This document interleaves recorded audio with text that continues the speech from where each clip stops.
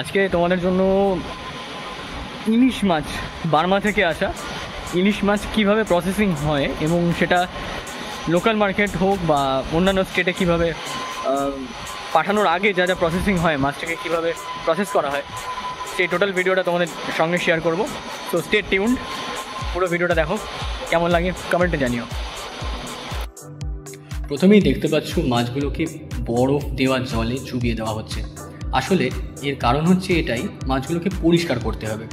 এত দূর থেকে মাছগুলো নিয়ে আসা হয়েছে, তাদের গায়ে যে রক্ত লেগে আছে বা ময়লা লেগে আছে, সেই ময়লাগুলো পরিষ্কার করতে হবে প্যাকিং করার আগে।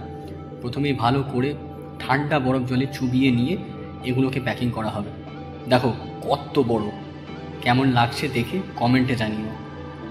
আর এই দেখো, এই যে সোলার বক্স, এই সোলার বক্সে করে মাছগুলো ট্রান্সপোর্ট করা হয়। ট্রলার থেকে অন এয়ার হতে পারে, অথবা লঞ্চে হতে পারে, বা অন্যান্য যানবাহনের মাধ্যমে এগুলো ট্রান্সপোর্ট হয়। দেখেছো বরফের মধ্যে মাছগুলো কীভাবে রাখা আছে।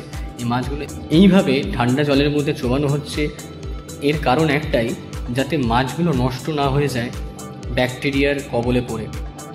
অর্থাৎ মাছের ভিতরকার যে কোনো ব্যাকটেরিয়াগুলো থাকে, সেই ব্যাকটেরিয়াগুলো যাতে খুব তাড়াতাড়ি বেড়ে না যায় স্বাভাবিক তাপমাত্রায় আসার কারণে, তার জন্যই এই কাজ করা। এখন মাছগুলোকে ক্যারেটে সাজানো হচ্ছে। কিভাবে রাখা হবে সেটা মাছগুলোর সাইজ দেখেই বুঝতে পারছো কতটা অসুবিধাজনক, তবু এটাকে সাজাতে হবে। ক্যারেটের মধ্যে সেগুলো সাজিয়ে রাখতে হবে, সেটা নির্ণয় করার পর মাছগুলোকে এখন প্যাকিং করা হচ্ছে। মাছগুলোর মুখটা প্লাস্টিকের ভিতরে ঢোকানো হচ্ছে এই কারণেই, লেজটা বাইরের দিকে রাখা হচ্ছে, যাতে লেজটা যদি ভিতরে ঢুকিয়ে রাখা হতো তাহলে চাপে বা কোনোভাবে হ্যান্ডেলিং করার জন্য লেজটা ভেঙে যেতে পারে বা লেজের ক্ষয়ক্ষতি হতে পারে।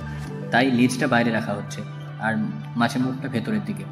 আর আস্তে আস্তে ক্যারেটের মধ্যে মাছগুলোকে সাজিয়ে দেওয়া হচ্ছে, যাতে এই মাছগুলো ফ্রিজিং করার জন্য যথোপযুক্ত আবহাওয়া পায়। এই হচ্ছে ব্লাস্ট ফ্রিজার, যেখানে -35 থেকে -40 ডিগ্রি টেম্পারেচারে মাছগুলোকে একদিন রাখা হবে, যাতে এর মধ্যে থাকা ব্যাকটেরিয়াগুলো নিষ্ক্রিয় হয়ে যায় এবং মাছগুলো দীর্ঘদিন ভালো অবস্থায় থাকতে পারে, খাওয়ার উপযুক্ত অবস্থায় থাকতে পারে। এই কার্ডবোর্ড বক্সে ফাইনাল প্যাকিং করা হবে মাছগুলো। এই যে -30 থেকে -40 ডিগ্রি টেম্পারেচারে ব্লাস্টিং ফ্রিজিং হওয়ার পর মাছগুলো বেরিয়ে এসছে। দেখেছো কেমন লাগছে মাছগুলো। এই মাছগুলো এবার প্যাকিং হয়ে যাবে এই কার্ডবোর্ড বক্সে, আর তারপর বিভিন্ন রাজ্যে এবং বিভিন্ন দেশে এক্সপোর্ট হয়ে যাবে। কেমন লাগলো ভিডিওটা কমেন্ট বক্সে অবশ্যই জানিও। এরকম ভিডিও আরও ভবিষ্যতে তোমরা চাইলে নিয়ে আসবো নানান বিষয় নিয়ে। আর আমার চ্যানেলে এমনিও অনেক রকমের ভিডিও রয়েছে, তোমাদের কেমন লাগছে ভিডিও অবশ্যই কমেন্ট বক্সে জানিও। আর কারা কারা ইলিশ মাছ খেতে খুব ভালোবাসো তারা কিন্তু অবশ্যই জানাবে। আর হ্যাঁ, অবশ্যই সাবস্ক্রাইব করতে একদম ভুলবে না। Do subscribe my channel and hit the bell icon.